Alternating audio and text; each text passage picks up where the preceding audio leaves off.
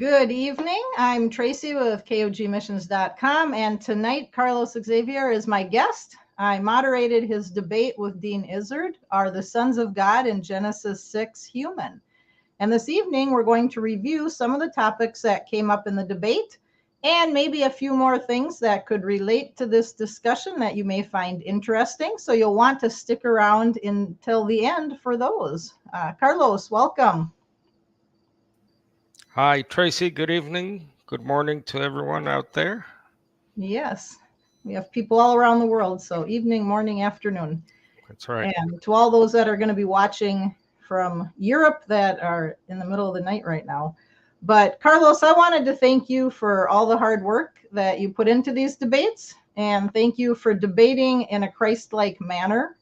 I always hear from people how impressed they are with your patience and your respect for your opponents, as well as your knowledge and biblical presentation of the subject matter. So thank you. I know it's a lot of work. Oh, thank you. And thanks to my wife for putting up with it all. Yes, even more so. So we want to get right into this. Would you first begin by briefly telling us why you think this topic even matters? Why'd you do this debate? Yeah, so I'll quote Michael Heiser, one of the scholars I quoted in my opening, and he used to say that if you want a fuller understanding of who we are, the mess we're in, as in this present evil age, sin and evil, and why things happen, quote unquote, to good people. If you'd like to know all about that, this story in Genesis 6 is highly significant and important. It's not just about human sin, which we all agree, and this is what I told my opponent. It's of course it's about human sin, but it has an added ingredient that puts it in a class of its own, makes it very unique and relevant to what it continues to happen to this day. It further defines, again, the present evil age, as Paul calls it, why Satan is the God of this age. That's from the Apostle Paul himself saying that. And ultimately, the need for a Messiah, for a Savior, for one of us, a representative of all humanity, and what he's going to do by the power of God in the future, which is the universal reversal of the wickedness, the evil governments, the nations that are demonized, as Psalm 96 says. He will bring that all to an end because the Messiah will establish what the Bible calls the kingdom of God on the earth, on a renewed earth, not this same earth. And I think I heard another evangelical say that the information in Genesis 6 is groundbreaking, and the church is simply not getting it. Jesus came for more than just to die for our sins. So, Amen. Well, we see in Genesis 1 what he came to do when God prophesied what he would do to the serpent and crush his head. So I think that's great because a lot of people think, oh, this is a silly matter. Why bother debating it? But I think that's perfect what you said. And you don't hear that preached too often on Sunday morning. that's right. So my opponent, if you want to start there, Yeah. I'll first to describe who my opponent was. Dean Izzard is his name, from Australia, and I appreciate him taking the time. And you talk about the effort and work that goes into debates, and I appreciate that from all of my opponents, regardless of how they feel about me. And some, as you know, see us as quote demons. um, but look, my opponent comes from a tradition called Christadelphian or Christadelphianism. Now, they hold a rather unique view in Christendom, and that is relevant to this topic, is they don't believe that there are demons, that there are fallen angels, and that there's a personal, individual, real, external Satan or devil. So they don't believe that. So it was rather interesting, the debate, because again, most self-professing Christians, obviously we do see that in the Bible. from the Old to the New Testament. We see fallen angels, obviously demons in the Gospels. That that was probably his primary opponents, demons, apart from the Pharisees. Mhm. So it's very clear to most of us. So it's a rather unique view that he had. But when it comes to Genesis 6, my opponent represented a lot of other Christians from Catholic Protestant system and even Unitarians or non-Trinitarians who would agree with him that Genesis 6 is not about fallen angels, it's not about demons, it's simply about people. Uh, the whole debate was about this term sons of God as used in Genesis 6, who take these women and procreate these Nephilim, as the Hebrew has it. The Greek translates that as giants. So my opponent would agree with many self professing Christians who are not Christadelphians that these were simply godly men, the sons of God, who basically just procreate with daughters of humankind, who may be ungodly as well. And these people go on to father these giants, these Nephilim, who again are humans. So it's all a humanistic view, if you will, or a human view, I should say. And these Nephilim or giants are simply mighty warrior kings or rulers of ancient times. So he offered a few points to prove that. And you can watch the full debate. I think you have it in the video description on this. Yes, and I put it in the chat over there too as well for tonight. Thank you. So one of his points was that the context of Genesis 6 is about humans, not angels. In other words, we don't see the usual word for angel, which is the Hebrew malak, translated as angelos in the Greek. So we don't see that word at all. That was one of his points. The other point that they stress this view of humans as sons of God is that angels are not human. Obviously, these are spiritual beings, non-physical. Uh, like I believe all of God creations, creatures have some kind of corporeal body, but obviously they're not flesh and blood angels, right? Um, and therefore they cannot marry, they cannot procreate, and it's an impossibility. Especially they take after that text, I believe it's in Matthew 22, where Jesus says that at the resurrection we will be humans, Christians, like the angels who do not marry. I think Jesus says there. So they used that text. He also used, Can I make a comment on that text real quick? yeah, Yeah, I think the problem is they try to take it out of the context of what Jesus was speaking about, because the context was about resurrection, not about angels. And I think they're reading into that. The point was that you're not going to be getting married. You're not going to be having those same relationships that you do today. And obviously, angels don't marry, but that was the last point, of that little bit. But it was resurrection that Jesus was teaching on, not angels and marriage. right. And his other point was that the term or the phrase sons of God, which is really what the debate is about, the Hebrew is B'nai Elohim, and the Greek is angelos. So sometimes it is translated as angelos. So I appealed. Later, I'll give our view or my view, but he was appealing to the fact that, again, the word malak, or the usual word for angel, Hebrew malak, Greek angelos, is not used. And in his understanding, B'nai Elohim does not always mean angels. And he used, I believe, the New Testament to say that in the New Testament, sons of God, the same term, is used for Christians, right? Men and women, believers in the Messiah. And therefore, he transposed, as it were, New Testament meanings to the Old Testament without any change. So that was it. And his last point, I think, he was sort of ambiguous. He wasn't very clear on exactly who the sons of God were in terms of what group of humans were they. So there's a so-called Sethite or sons of Seth view, So they were of the line of Seth. And there's also, he talked about how, well, they could also be, I think he said, God, just godly people, godly males, men. So he was sort of on the fence of that, I feel, in his debate. You can go and watch it once again to his opening.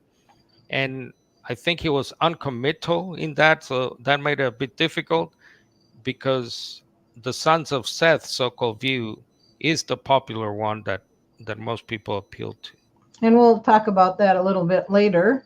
Would you share a little bit about your view on it being angels?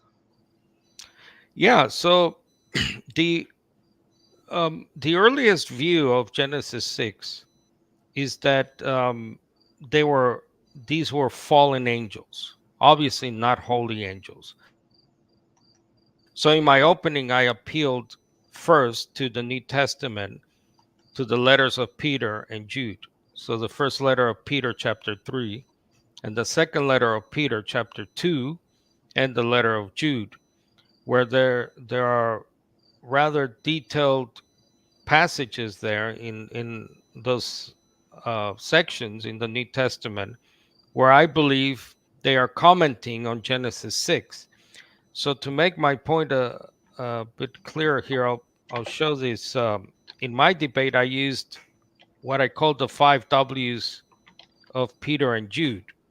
So they pretty much tell us who they're talking about, and they explicitly do use the word angels who sinned. First Peter 3 uses the very rather um, how can I call this unique term spirits in the plural. He talks about spirits in prison that Jesus, after he was raised from the dead, went to speak to proclaim something to. First Peter 3 verses 18 and 19. And that word spirits is almost invariably without as a without qualification, as they call it, used for angels or demons. So I showed the example how in the Gospels, Jesus goes around interacting with, quote, spirits in the plural. So they're typically angels or demons in that case. So Peter and Jude also give us the what, and they went after strange flesh. And I believe Jude uses this rather unique phrase, a strange flesh, not used anywhere else, for what these fallen angels were after. They also tell us the when this happened, and explicitly we get a reference to during the days of Noah. They tell us where these fallen angels, what happened to them. In other words, we know what happens to humanity in Genesis 6. Everyone dies except the family of Noah. But we don't exactly know what happened to these sons of God, fallen angels, as I understand it. And they give us this information, and they're in a place called Tartarus, which is again a rather unique Greek word that is found outside of the Bible in myths and legends about, for example, Homer's Iliad and Greco-Roman stories of, you know, angels and gods and things like that, demons. And they also give us the why this happened. So it was simply because they committed a great sin of sexual immorality or sexual perversion, which involved lust and going after these, as Genesis 6 says, beautiful women. So all that information, all those W's, the five W's, I can see, most of us can see very clearly in Peter and Jude. So that was the view, the earliest view of not only BC times, but also the early Christian era up to at least the 4th century, when a guy called Julius Africanus introduced, for as far as we can see, the first time, this notion of sons of God as maybe the sons of Seth. Yeah. And Well, would you share maybe a little bit more about that? I know it came up a little bit in the debate, but I think when you and I were discussing it, we didn't really find that Mr. Izzard took a position really on this topic on Africanus. on the sons of Seth. Oh, right. Yeah, I'll get to. Oh, I thought you were done and you were talking about the sons of Seth already. No. So yeah, so this was the earliest view, right? So this is nothing we're coming up with. We're just, I think, following on from the earliest view of BC times. So this information is found in the books of Enoch. Now, I do not consider First Enoch or Second Enoch or Third Enoch scripture. I don't think they're in the canon.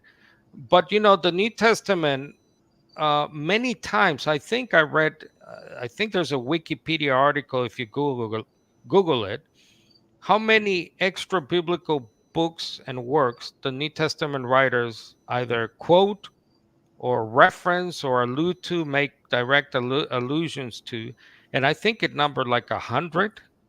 Hmm. So you're talking poets and Homer and other works like that. So when that happens, right, when a New Testament writers quotes or alludes to an extra biblical work, it doesn't make that work, all of it, inspired, obviously. But the information said New Testament writer uses, of course, I take that as inspired scripture.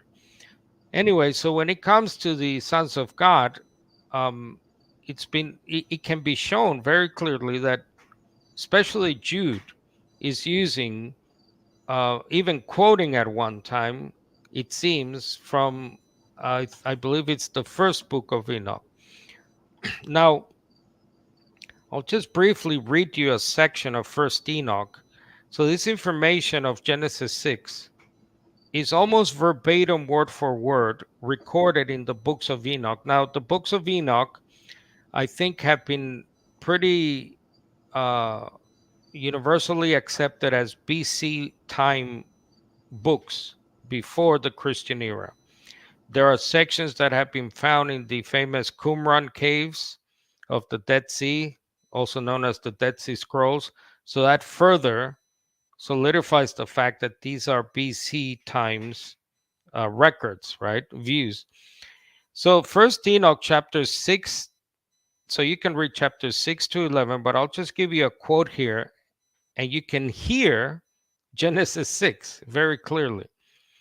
So it's also found in what some call the Book of the Watchers, which is again from the Enoch manuscripts or traditions. And when the sons of men had multiplied in those days, so this is First Enoch, beautiful and comely daughters were born to them. And the watchers, the sons of heaven, saw them and desired them. Now, that word watchers actually appears as another name for angels in the book of Daniel, in Daniel chapter 10. Now, that section of Daniel, as you know, Daniel was written in Hebrew and Aramaic, but that word translated watchers is from an Aramaic word, which is also found in the book of Daniel. So it's well known that that's simply another word for angels or an angel. So the watchers, the sons of heaven, saw these beautiful daughters of humans, desired them, and they said to one another, so this is the added information, right? So you have these angels who are about to fall, about to sin, and they're having this conversation, and they say to one another, let us choose for ourselves wives from the daughters of men, and let us beget, that is, procreate or father, children for ourselves. And then Enoch says that the giants who are produced from the cohabitation of spirits and flesh shall be called evil spirits upon the earth. So, you not only have echoes of Genesis 6, now you even have echoes of 1 Peter 3:19 by the word spirits used in reference to the affirmation watchers, also known as the sons of heaven, in this first Enoch book. So it it is too much of a coincidence that you have Jewish books before the Christian era reading Genesis 6, understanding Genesis 6 in such a comparable way as to how the Hebrew the writer of Genesis records it. So I don't think it's coincidence at all. Of course, I'm being facetious. I Right. believe it's actually this was the actual understanding of the time. Now, look, you can say they were wrong. You can say these Jewish writers before the Christian era and earliest writers during the Christian era, at least 400 years, right? They're all wrong. But again, you don't have the view that my opponent proposed that the sons of God of Genesis 6 were humans, simply procreating with other humans. All right. So you ready to move on to the sons of Seth now? Yeah, so again, my opponent was, I believe, uncommittal in his approach to the debate. He did not fully commit to the sons of Seth. He said, "Oh, it could be just other godly people." Um, now let's see. So first, let me read to you the view of the sons of Seth, which is similar to the one my opponent proposed. So if we read Genesis 6, so we're reading the first four or eight verses, right? The sons of God are godly men from the line of Seth, who first called on the name of Yahweh in Genesis 4, verse 26. So these men, I should say, went after and took ungodly daughters of other men who are probably from the line of Cain to procreate children. And these children are called Nephilim in the Hebrew, a Hebrew word, which the Greek translates as giants. But they're called giants, so goes the Seth view, because they were great and mighty ruler, warrior kings of ancient times. So that's the I believe I'm representing the sense of Seth view here. Now, the first thing I would say that not only myself but others is that Genesis 4:26, right? So this is the chapter which let me just bring it up here just to make sure. So this is the story of Cain and Abel, chapter 4, right? Genesis 4. And we know that story very well. So then Cain kills Abel. So then Adam and Eve, it goes on to say, had more children. And one of those is named Seth. So this would be Seth is the third child, I guess. Is that correct? So you got Cain, Abel. Yeah, the third son that's recorded there. Exactly. Now, it, so let me read Genesis 4:25. Adam had marital relations with his wife, and she gave birth to a son. She named him Seth, saying, God has given me another child in place of Abel because Cain killed him. And then verse 26, and a son was also born to Seth, whom he named Enosh. At that time, people began to worship the Lord. So the sons of Seth view latches on to that last statement where it says that at that time, people, it doesn't specifically say Seth or his family only. It just says people began to worship the Lord. Now, we're not exactly sure what that means. They began to call on the name of the Lord. Some others translate the Hebrew there.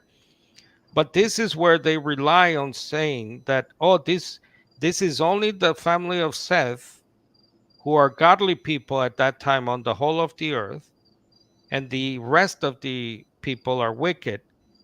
But again, it does not say that only Seth and his sons called on the name of the Lord, or as the I'm reading, by the way, the New English translation, nor does it say that only Seth worshiped the Lord or his family worshiped the Lord.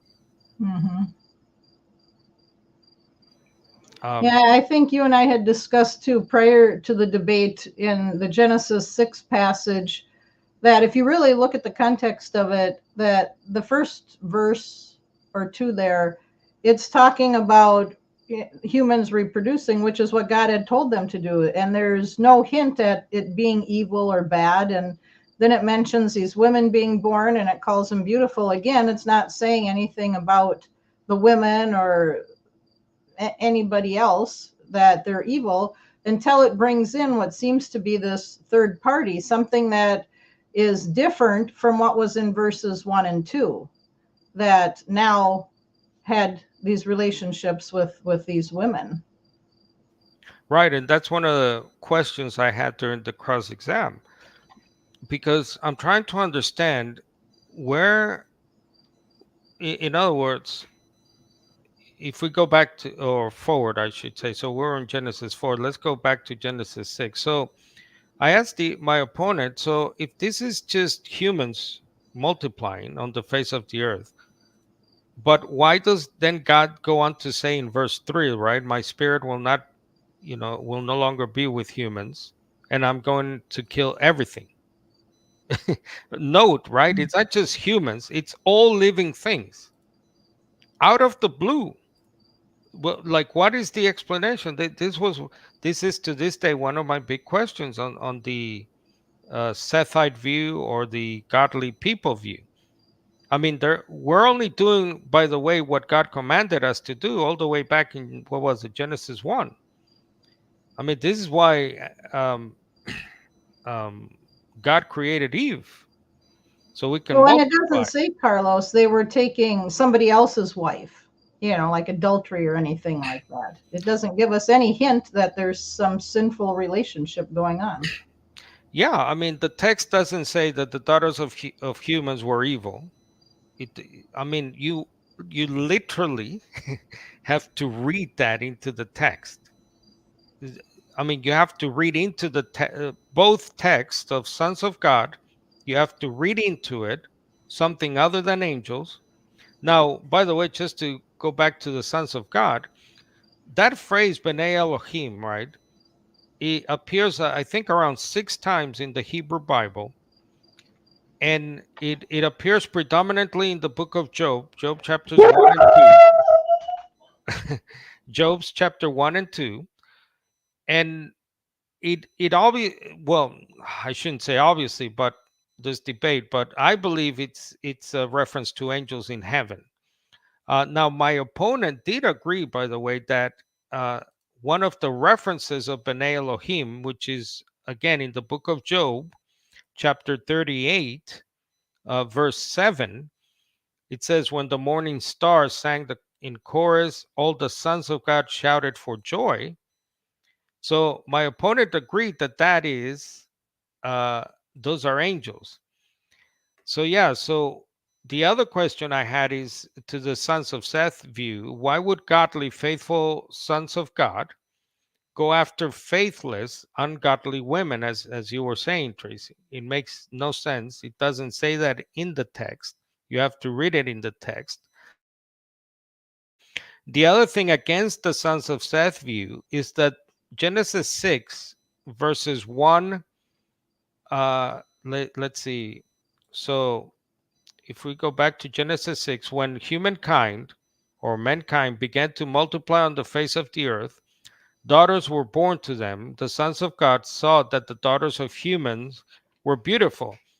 Now, the word translated humankind or humans is the Hebrew Adam, which becomes the name of the first man, right? Adam. Now, the text distinguishes the phrase sons of God from humankind in verse 1, which would include uh, everyone, the family of Seth or Cain, and clearly states that the daughters of humankind, Adam, the same word, right? Hebrew word, are human women in general.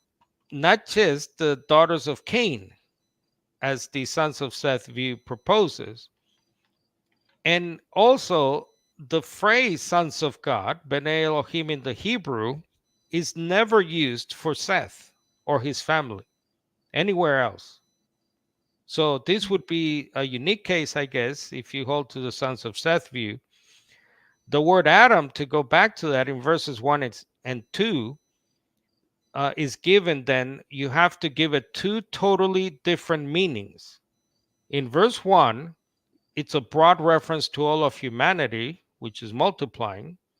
But then in verse 2, you'd have to say that it has a narrow reference to some, as my opponent, he said, well, some, not all daughters of humankind, Mhm. to some daughters because they were wicked. And obviously, I don't think he was saying that all the daughters were wicked, just some. Right. Well, I my lesson for the youth on Sunday is in regard to this too, and in there I note that if all we had was Genesis 6, the only thing we can conclude, like I said before, is people were reproducing like God said. Some other third party came in and started doing the same. God condemned it, and that's all we have. But if we take the whole Bible in context, like you did at the debate with Peter and Jude, now we're given more information that ties it together. And Jude beautifully explains everything about that. And you can then see more about what Genesis 6 was talking about. It's difficult, I think, to make definite statements about things without using those New Testament passages because there just isn't any more information given in Genesis 6. Oh, yeah. I mean, this was one of the shocking things to me with the debate because my opponent in his opening totally ignored Jude and Peter. Now, I know well, actually, even though he agreed that Jude and Peter are talking about during the days of Noah, I mean, because it explicitly says it. Mm-hmm. So, although he doesn't agree, I guess, in the interpretation of Jude and Peter, but nonetheless, he totally ignored those passages which are crucial to the debate, and that is a giveaway to me, right? Like Mm-hmm. you have to address those texts.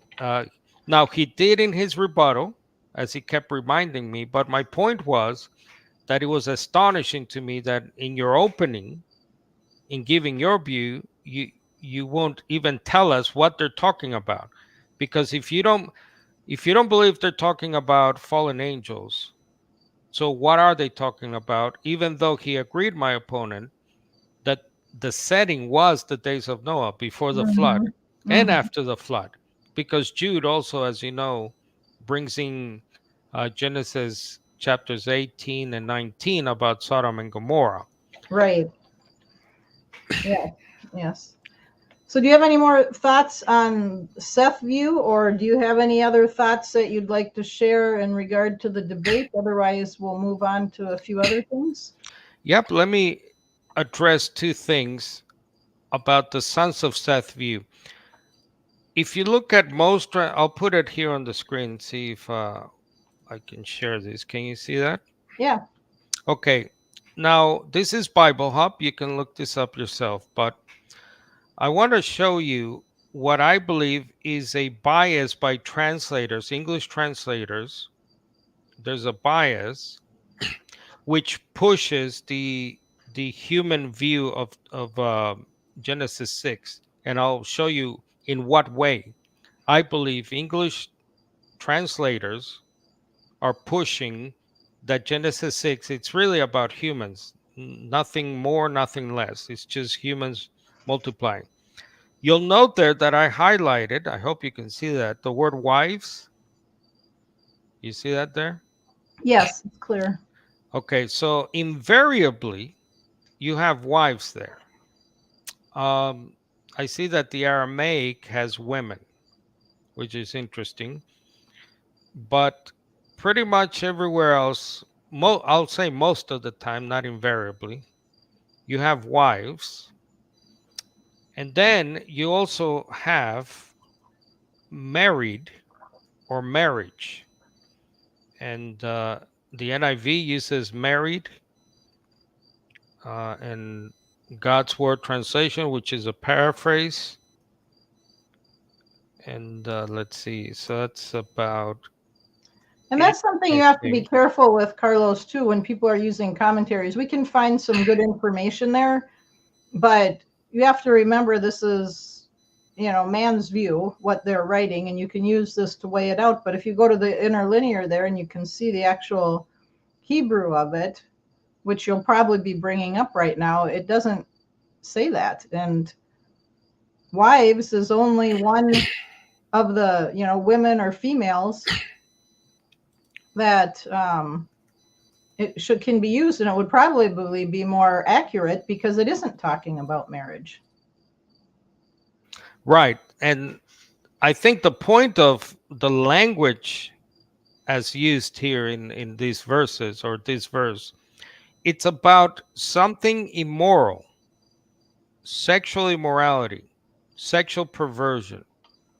The marriage idea, the which comes from the translation of the Hebrew word for wives, right? So let me show you as you were saying there. So if you look at the interlinear, they took Right down there, 802 wives, right here. nashim or Mhm. nasim. Okay, so that Hebrew word, right? It can mean wives depending on the context. Okay, but I believe that there's a bit of a bias here because they're trying to push the marriage idea because the Hebrew translated there as wives is simply the normal plural word for women, nashim. Again, depending on the context, words have different meaning depending on the context. Well, is there a So different word for wives anyway, too? no, it's the same word. It can Same be word, used for women in the plural or wives. just context. Context. So let's go back to the context. What is the context? Well, as I said earlier, it's about sexual immorality. And note also that it goes on to say that they took as many as they wanted. So this is not marriage as we understand marriage as a monogamous relationship, right? This sounds a lot like polygamy as well. So the taking in verse 2 uh, pushes the idea that this has nothing really to do with formal marriages taking places. This has to do with these sons of God, who I believe are fallen angels, just picking and choosing however beautiful women they saw on earth. And then if you go to verse 4, so they take women, and then verse 4 has this phrase. Um, let's see. The NIV has when the sons of God went to the daughters. Okay. Others translate the Hebrew there as they go into the daughters. Let me see if I can find it here. Even with that, Carlos, before you go on with that thought, it's if you go scroll back up there, it still says to the daughters of humans. Why would it be distinguishing that these are daughters of humans if they were just talking about they were all people? I mean, you don't say, oh, Seth was a human man and whoever woman was a human woman. Right. So you see there the Septuagint translation, right, has they go into the women. So these are phrases. Um, it's phrases pointing to sexual relations that are not exclusively used for marriage. Mm-hmm. These are describing where elsewhere in the Hebrew Bible, this is the typical way of talking, for example, of a rape or an illicit sexual relationship. So the man takes or goes into the woman. that it's sort of a biblical, what they call a biblical euphemism. So as coming in or going to the women, and this is found throughout the Hebrew Bible, as I noted in the debate. And at this time, there's no command against marrying.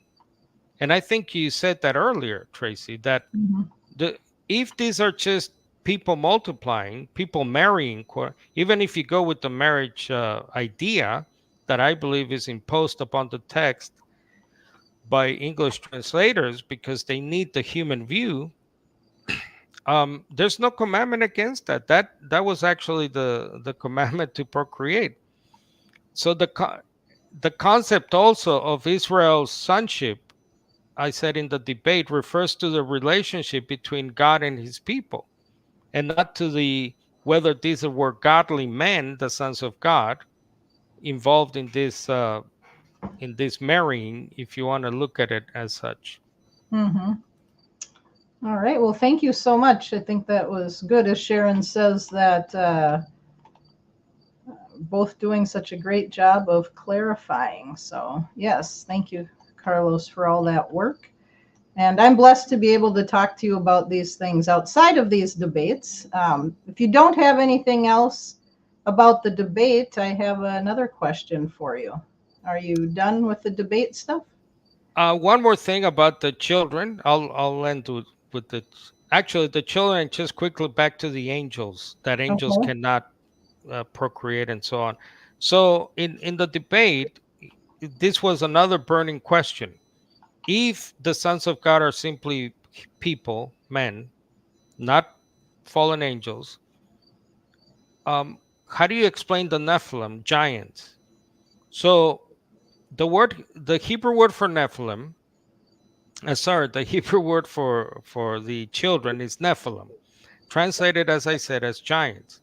So this is the product of the sons of God taking the daughters of humans. Now that word is rather unique, Nephilim. It appears once more in Numbers chapter 13. And that's a story about the spies in the land. Remember, I believe it's Mm-hmm. Joshua. He Mm-hmm. sent spies into the promised land to conquer it, and they're freaked out. They come back with an amazing report, and they talk about how they saw the Nephilim there, and they saw other tribes, and they were massive, and we felt like grasshoppers, and they had massive cities, and I mean, it sounds so sort of almost magical. Now, we also know from the Hebrew record, the scriptures itself, that there were giants after the flood too. And this is what Genesis 6 does say, right? There were giants or Nephilim during those days and also after. So it sounds like they either continued, these fallen angels continued to commit sin in a lesser form, I guess. But nonetheless, we have at least two specific references to exactly how big these people were. We have a King Og, which I mentioned in the debate, OG, the um, what is it called? The word is OG, King Og, and he said he was probably up to 13 feet in height. You have the famous story of Goliath that David fought, and he was, according to the Masoretic text, the Greek translation, and other records, Goliath was up to 10 feet. So, again, my burning question was how can humans produce, children that are 13 feet? Now, my opponent brought up the fact that, well, Carlos, we have records today of some people reaching 8 feet tall. And that's true. The tallest person ever recorded in modern history, as far as I know, was an Englishman. I forgot his name, and I think he reached 8 feet 2 or 3 inches, so just above 8 feet. Now that's not exactly 10 feet. That's not exactly 13 feet, when you get these cases of people, it's usually obviously a physical or genetic problem. Well, and And they didn't say, excuse me, they didn't say we just saw one or two. It said we saw them, like a whole bunch of them. They were like all over the place. If there was one or two, they'd be like, oh, well, we can take them. exactly. So the Bible talks about nations of giants, not just one individual with some genetic deformity or problem. And the other thing is that these people usually die very young because obviously, their growth hormones or whatever glands or whatever is going wrong, they eventually die very young, either in their teenage years or in their early 20s. I believe this Englishman died when he was like 26. So it's totally different. And don't get me started with basketball players. Mhm. Well, Carlos, go to a NBA or watch the basketball. Come on. Again, we're talking about people who are twice the size at least of our modern day athletes, or people with uh, glandular problems or whatever. And then the last thing is just to go back to the angels. So we talked about Matthew 22, verse 30. So Jesus there, as you said, and I'll just emphasize this, because you cannot take that text and contradict Peter and Jude and Genesis 6, because obviously Jesus is talking about holy angels. And my view is that these were angels who fell, fallen angels, angels who disobeyed. As Jude and Peter say, they left their place, their place that they were assigned. It was their choice. And also, just because they're called spirits, right, by First Peter 3, the word spirit or spirits in the plural doesn't mean they don't have a body. There's this concept, Tracy, that when you talk about spiritual beings, for example, people tend to think, oh, they're like, I don't know, like a cloud or A wispy ghost. some, I don't even know, a gas. Yeah. No, they have a body. All creatures have bodies of some kind. Obviously, they're not physical flesh and blood bodies, but they have a body. And they can also become physical. They can become flesh and blood angels. And in my debate, I gave the famous story of Genesis 18, three men who turn out to be the angels or angels. And one of them is even identified as Yahweh, God Himself, because he's probably the angel of the Lord, who's sometimes identified as Yahweh. And also the story of Jacob.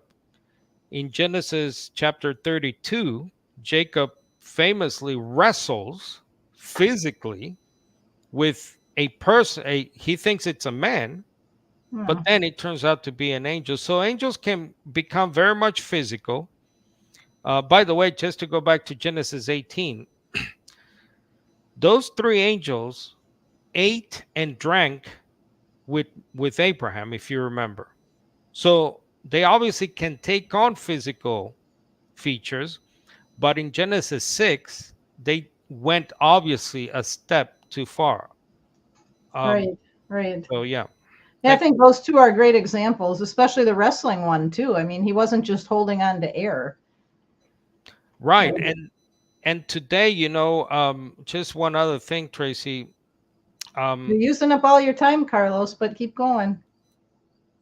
well, one of the things that sort of bothers me is, especially with Christadelphians who do not believe in fallen angels, demons, or the devil as an external being, is that they tend to say, well, we don't see that today. We don't see demonic people demonized. We don't see uh, those type of supernatural things. Oh yeah, there are stories and there are things like that, but they're only like in Africa or in some poor place, and they're backward societies and they don't know any less. They're still following these old ancient traditions, and there's a lot of paganism there. Well, you should read up on histories of countries like the USA and other so-called advanced uh, first world countries, There are many stories that sound a lot like Genesis 6, where there Hmm. is stuff where there are beings attacking people in such a physical way that it very much resembles uh, the story of Genesis 6. So Well, I that's what I wanted to get into here. That this wasn't really part of the debate, but I think it counters a lot of the naysayers here about fallen angels and demons and these documented phenomenon. They're scientists, they're people researching this, and I think they're interesting to consider. And I know that you've done a lot of research on all of this. I do think that you and I would both probably say that we can't say for sure, but really the evidence really seems to line up and give us some food for thought. And as you mentioned, that there are many people, especially in the West, and most Christadelphians, I presume, would dismiss this evidence, like you said, and say it's just superstition or third world country stuff. But let's consider one documented case that you brought to my attention of this phenomenon and discuss how it sounds similar to, like, the alien abductions or things like that have been reported. So if you could briefly describe that entity case for our viewers and then share your thoughts on that, please. Yeah, I mean, I was reminded of this movie. It was made into a movie in the early 80s. It's called The Entity. It's very graphic, parts of it anyway. So, don't have the children present. But um, yeah, it's a story that I believe it's one of the best documented scientifically accounts, and it involves what very much sounds like the things of Genesis 6, where this woman and her four children, by the way, experience attacks of a very physical and violent and sexual nature. Um, so it's based on a book, but the book itself is based on the real event. And what makes it sort of uh, takes it out of the realm of hearsay and maybe what do you call those things, urban legends, right? Is that there were a lot of scientists involved in this case, and this case was studied over months. I believe it was a total of 3 months. Scientists, researchers, psychiatrists, everything. Well, and And Carlos said sometimes when they were seeing that, there were like 25 people in the room and they all saw the same thing. It wasn't just, hallucination or something. yeah, and multiple witnesses. At one point, according to the records, there were 25 people present when all hell, as you say, broke loose. So so it's definitely not these cases are not of demons and demonization, demon so-called possession. They're not, in Africa, in some poor country in Central America. They're all over the place. I believe this is further proof to me and many Christians that there is a demonic system. Paul calls it the elemental principles of this present evil age in the letter to Colossia and Galatians. Paul's definitely believed in the supernatural demonic world. He talks about how they're even in what we might call heaven, in the stratosphere, I guess. These things are under the earth. Isaiah has a passage about how there are spirits of the dead. Again, spirits. Just quickly, another thing I want to stress about First Peter 3. And as a matter of fact, let me bring it up here because this is something my opponent in the debate had great difficulty with, and many who hold to the sons of Seth or human view of uh, of Genesis 6. So in First Peter 3, trying to bring it up here. So I'm using the New English Translation Bible once again. And you can see in the debate how difficult this is for those who hold to the non-angel view. But in First Peter 3, as you see there, it says that after Jesus is raised from the dead, as you see there, he's made alive in the spirit, and in the spirit, in it, it says here the NET, uh, he goes and in which the Greek there, I'm just at the bottom, in which he preached, actually the word there is proclaimed to the spirits in prison.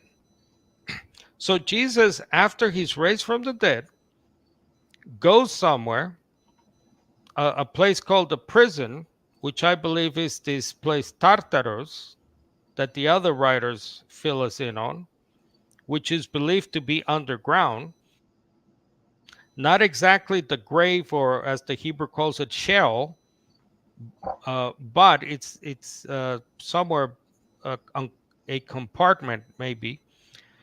And the point here is that Jesus um, preaches to or talks to these spirits, not during the days of Noah, not during his ministry, but in the context of First Peter 3, he does this after he was raised from the dead.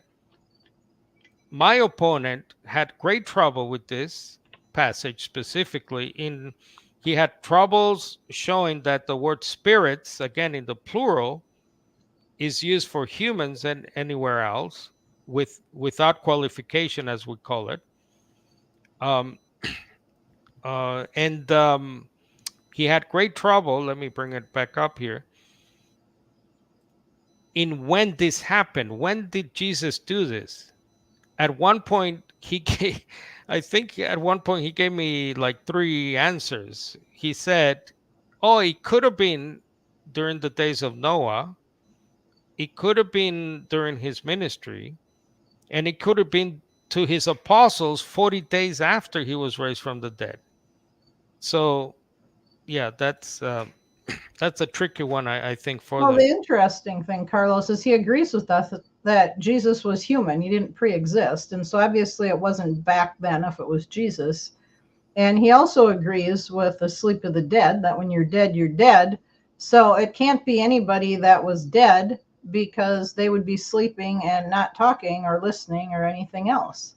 They certainly wouldn't be held over frozen from the time of Noah until Jesus's time and just Right. woken up to listen to Jesus proclaim that. Right. And thanks for bringing that up, because if you keep reading, right, Peter says that the spirits are those who disobeyed long ago when God patiently waited in the days of Noah. Right. So that was a lot of, uh, um, what's the word I'm looking for? That was of great problems, because Christadelphians, and this is something we by the way agree on a lot of things, on too many things for this to be a disagreement. We agree with Christadelphians. In other words, we agree that there's no Trinity, that Jesus is the human son, he didn't pre-exist. We agree on the sleep of the dead. But that passage right there is problematic then, if you believe that the dead are dead. In other words, they're described as asleep by Paul, right? It's a metaphor for death. You're asleep. And if you're asleep, you're not awake. So it was a lot of trouble for him, because he could not explain if these are human spirits. Um, how, how is it? How is it that they're alive? And then at one point, Tracy, he even said, I believe, that it could have been a vision, or it could have been that they were raised from the dead temporarily, so Jesus would talk to them and then go back to the grave, I guess. So Right. Right. Yeah.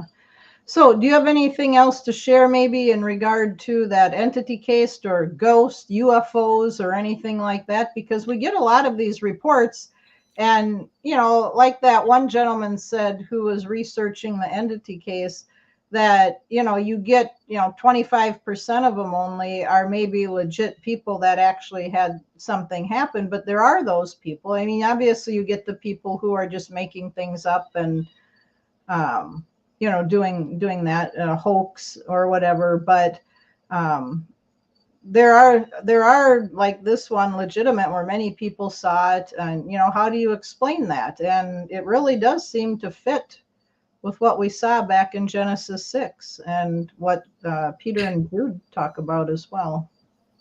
Yeah, when it comes to UFOs, and I know probably a lot of our viewers or people listening are probably rolling their eyes, but I think as Christians, we must offer some kind of response. I mean, UFOs, right? Aliens or whatever, it's nothing new. These are stories that go back to, Egyptian times.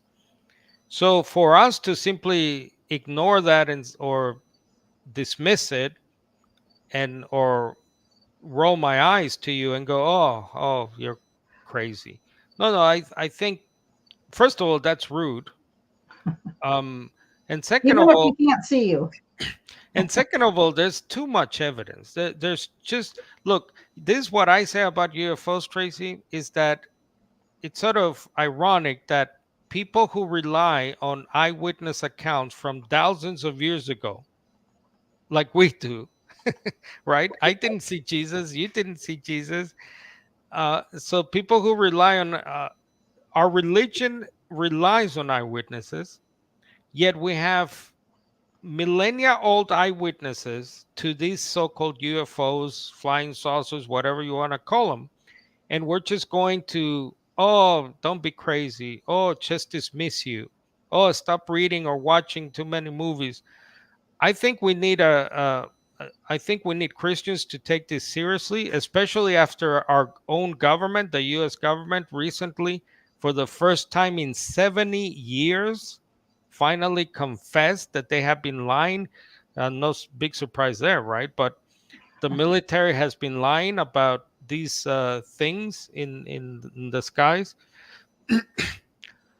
I think, as a Christian now, these are probably fallen angels, demons. They're I don't think they're friendlies. I think this is another tactic by Satan to mislead the world. For those people who hold to the aliens view, to make us believe that there are other life forms out there more advanced than humans, when the Bible tells me that we are unique. We are rulers of this whole thing, according to Genesis. If you read it, it says that. So to me, they're demonic tactics. They're probably angelic in nature and not friendly. The eyewitness accounts of these things are obviously supernatural.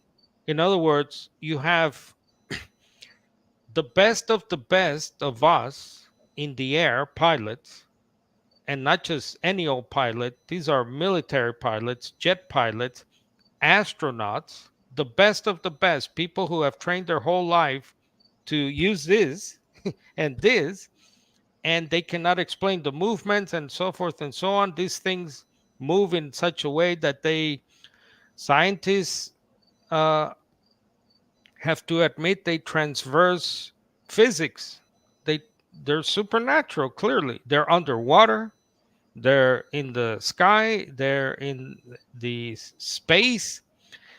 So I think these things are maybe related. And this is why, once again, going back to why we're talking about these things, and people might be saying, can you guys just focus on the Trinity and the gospel? But I think it has to do with the gospel.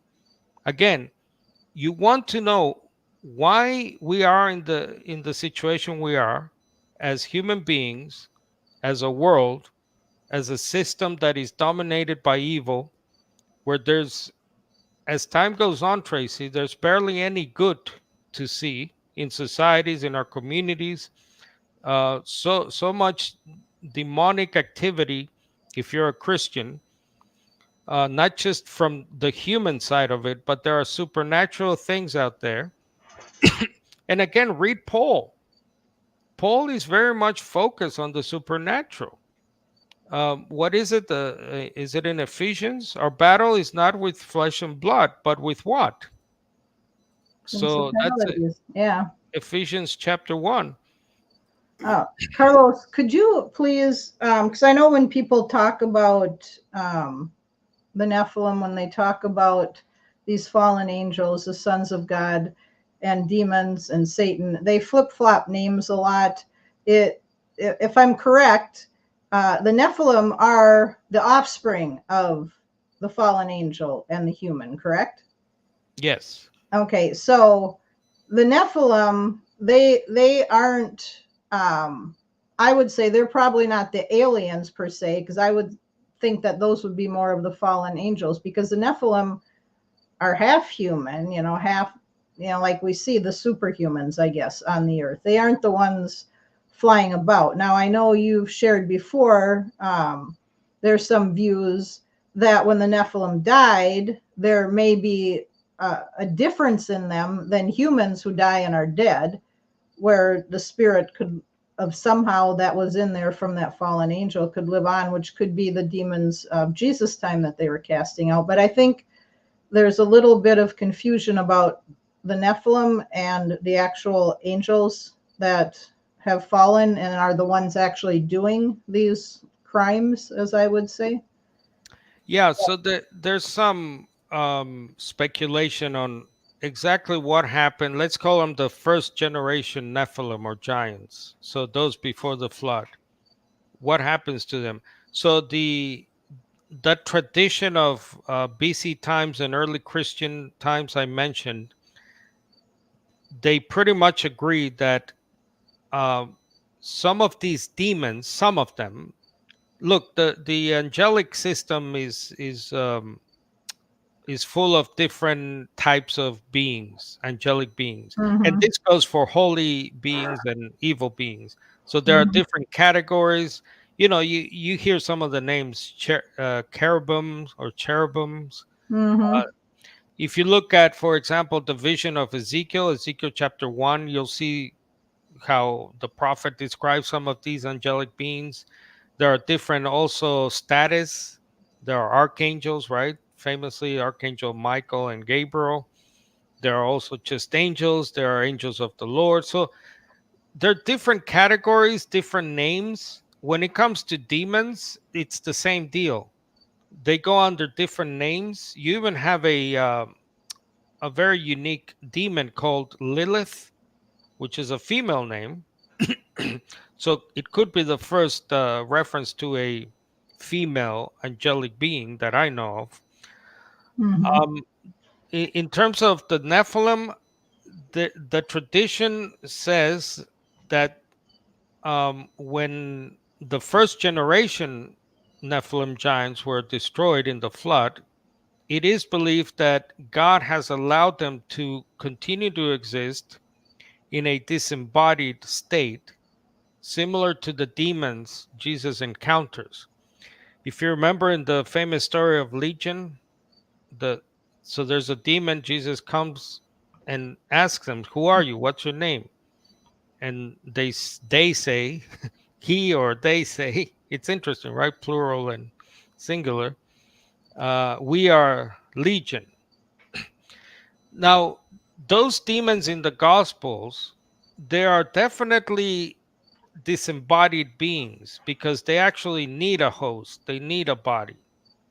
And if you remember, the demon begs Jesus to send them to the swine or the pig because it seems like they need a host body.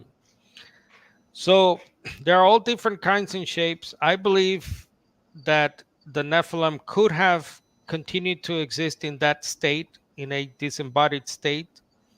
The spirits in prison that Peter talks about, they're probably the fallen angels. In other That's words, what I would agree with. Yeah. yeah, the parents, if you will, not Mhm. the disembodied Nephilim. Right. So So, right. And the Nephilim, again, are the half human, I guess you could say. And we don't have any record whether, it says they were there after as well. Are they here today? I mean, we don't know because we don't have any biblical account. I think know, they were eventually destroyed. Again, if you look at Numbers chapter 13 and following, the book of Joshua, they talk about how they go to battle with these nations in the land. By the way, they go by various names. There's Rephaim, there's the Philistines, the people of Anak, Anak. So all these nations are. It looks like they eventually are destroyed. Actually, if you remember, God orders genocide on these nations. I mean, God talks about raise everything down to the dirt, even the animals. So why is that? It could be because these are descendants or another outbreak of demonic activity that happens that results in more giants. And so I believe they're eventually destroyed, as the Hebrew Bible notes, and so they're not around today, I don't think. right, but to play devil's advocate here, that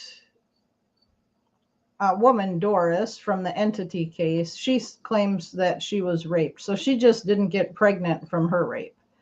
Can we guarantee that any of these fallen angels that may still be doing this today, they're just not getting women pregnant? Yeah, We I don't mean, know. I think we don't know. You can sit and guess all you want, but it's something to consider and to not just throw off. yeah, there's a category difference, right? Fallen angels were able to procreate. I don't think demons are able to. But again, yes, it's we're playing fast and loose here because the information is so limited. So So are there any female Nephilim? I mean, we don't know. I mean, it says they were the offspring. It doesn't say male or female. The only thing we see is the male in terms of the big, Goliath type people. Do you have any answer to that? um, there's no record of that. Right. So Yeah. yeah, it could be that they took just women, normal women, like the fallen angels. So hmm Well, and in the same sense here, then those Nephilim, like say Goliath, he could probably procreate with other human women. You wouldn't have to have another Nephilim, or they could. I mean, it doesn't really tell us, so it's kind of beyond discussion, I would say. What do you think? yeah, yeah, same. Mm-hmm. This question here, I don't know if you brought this up. What Yeah, would that was stop more next. Nephilim? Yeah. Yeah, So right, we right. Yeah, go ahead. also this one from Freddie. Thanks, Freddie, for the correction. I think I said 8 foot 2 or 3, just above 8. Actually, he was almost 9, 8 foot 11. So that's probably this is Watlow is the name. Oh, he was American. Sorry, I think I said British. Did I? Yeah, you did. So so yeah, but again, we're dealing here with races, nations of giants, not just one individual or two. But it starts with one. Maybe he's a small Nephilim. Yeah, I don't think so. Yeah, how about that other question you had up there? Yeah, I think we sort of dealt with that. I believe they're done and dusted. Um, I think if there's still a race of giants, we'll definitely know. I mean, we can't even find Bigfoot, right? One family of Bigfoot. So Right. Yeah. There is a question that I'd like you to just briefly address. I brought up to you. One sister brought it up from Hebrews 1, verse 5, to where it mhm. says, to which of the angels did God ever say, you are my son, today I have fathered you? And another place he says, I will be his father and he will be my son. So explain the difference between this and those sons of God in Genesis 6. I mean, that's a different phrase. It's totally different, the begotten part of it. Yeah, it's all about context, obviously. So in the New Testament, we are called sons of God. Obviously, Jesus is the Son of God, singular. I don't think it has anything to do with the phrase as used in the Old Testament, sons of God, especially in the plural. Um, Israel is called obviously a son of God in the Hebrew Bible, but yeah, these are different things. So it's just explained by the different setting of the old versus the new. Mm-hmm. If there are any other questions, get them in the Um, chat now before we just, end. yeah, just to clear something up about the spirits in prison. Mm-hmm. So I believe they're the fallen angels of Genesis 6, right? The spirits, which is for used for angels or demons, unqualified. They're not active. Those groups of angels, they're in prison. That's why they're down there. Jude and Peter talk about how they're even in chains. They're held in bondage. So they're pretty much secure down there. If Tartarus is down below in the earth, so they cannot be reproducing or making more giants. The theory is that by Genesis saying that uh, there were Nephilim during those days and after, the theory is that more fallen angels came and did likewise, like those first, let's say, first generation fallen angels. But the spirits in prison are those fallen angels of Genesis 6. They're securely uh, imprisoned. And yeah, so. Right. And I think one important thing to note as well, we mentioned before, they can't be humans because humans are dead. And when they die, they're done. But we don't see, people will say that, oh, well, angels can't die. Well, it never says anywhere that angels can't die. But what we do see is they don't die like we do because they obviously live on and on. But we do know they can be destroyed because it says the lake of fire has been uh, prepared for Satan and his angels, and which is why I believe they're being held there to be judged at the end of the days by Jesus when he does that, rather than God just destroying them back at the time of Noah. He decided for whatever reason to put them in prison. Right. So is that Matthew 24? Um, the lake of fire for the Yeah, angels? I don't remember. 25, I think. 25. Yeah. So Mhm. yeah, in Matthew 25. Yeah. Yeah. I mean, look, my opponent actually brought that up. Angels are not by nature immortal. Again, like us, right? They will have conditional immortality, or they have, I should say, condition. And oh, the other thing with Christadelphians and other Christians is that they seem to have a view of angels as not having a free will, as if, almost like robots. I believe angels have free will. If you Mhm. believe that there's an external Satan devil who is himself a fallen angel, obviously he has a free will and he has many demons and other fallen angels with him. So I think that was also one of the debates we were having, that people who do not hold to the fallen angels view of Genesis 6, they seem to think that angels are some kind of robot or something. But Well, and they have a choice. They can obey God or not, as we see throughout Scripture, just like human beings, and um, God gives choice. I don't see any more questions there. If you have one, get it in quick now. Carlos, if you have any other thoughts in regard to this topic before we end. yep, I'll just close with this scripture I was just reminded of. So Paul in Ephesians 6, not one, I said one. Let me just read this and I'll sign off with this. And thanks, Tracy, for hosting. Finally, be strengthened in the Lord and in the strength of his power. Clothe yourselves with the full armor of God, so that you may be able to stand against the schemes of the devil. For our struggle is not against flesh and blood, but against rulers, powers, world rulers of this darkness, the spiritual forces of evil in the heavens. For this reason, take up the full armor of God, so that you may be able to stand your ground on the evil day. And having done everything to stand, stand firm, therefore. by fastening the belt of truth around your waist, putting on the breastplate of righteousness, by fitting your feet with the preparation that comes from the gospel, the good news of peace, and in all of this, by taking up the shield of faith with, with which you can extinguish all the flaming arrows of the evil one. So the point here is, once again, that, these are not fanciful things. These have to do with who you are, who other people are, and who you're battling in this life. You Mm-hmm. have to understand, and this is something I had to understand the hard way when I became a Christian. But you have to understand that we're in a battle, not necessarily against one another, although we are, but there's a greater battle Paul has here, in Ephesians 6 in mind.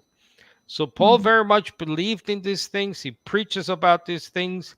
He warns about the Satan, the devil, the evil one, and he warns, or I should say, he admonishes Christians and the church to take all these, uh, what is it, military, symbols, and especially the truth, right? Um, where is it? I lost it already. Uh, the belt of truth around your waist. So, thanks again, Tracy, and thanks again to my opponent for the debate. And I might have this debate again. I've been invited to do another one against someone else on Genesis 6. So, look forward to that maybe at the end of the year. So, thanks, Tracy. Well, thank you, Carlos. And I would encourage people to go back and listen to your opening reasoning, why it's important to study this and to understand this. So if you missed that, please go back to the beginning and watch that. And in regard to what you just shared here, I think it is important, because if we don't know or acknowledge our enemy, how can you stand against him? So Right. thank you. And, yeah, And you will fall victim to the schemes of the devil, remember. Thank right. you, Tracy. Right. Thank you, Carlos. Remember the 5 W's. Thanks. Yes, yes. Don't forget them. And I would like to thank all of you who are watching live with us, and anybody who is watching the replay. As I said, go back and check out the beginning if you missed it, because I think it's really important, and it's the main reason why Carlos is even discussing this in a debate form. It's important. And as I mentioned earlier on, I'll paste a link in the chat with the video I have done for the youth this Sunday. If you're not on Sunday morning, take a look at it. And if you are, wait till then to watch it. It's for the youth or those who are young at heart. Just kind of an easy look at Genesis 6 if you're not into the real deep stuff. And I think it should be easy to look at. Also, mark your calendars, and you can join me live on September 10th at 7:30. I will be discussing a biblical discussion on abortion with Sister Carla. She was in the mission conference last year, and it should be really interesting. We have a lot of talk going on about abortion with this whole political thing going on right now, and I think Christians need to be aware of the issues at hand, and they are not kept away from this. I bet any church you go to or any fellowship, there are probably young girls who are getting pregnant, and many of them who are considering abortion. And if we don't talk about this and talk about babies as they are, the only thing they're going to hear is what they hear from the left. And I think that's a big problem in the Christian community. So please do hit the subscribe button, hit the bell, so that you won't miss this important discussion and any other videos that come out. The link will also be on kogmissions.com in the next few days. And as always, we encourage everyone to please open your Bible and test what you hear with Scripture and study to show yourself approved. Thank you again for joining us tonight, and have a blessed evening.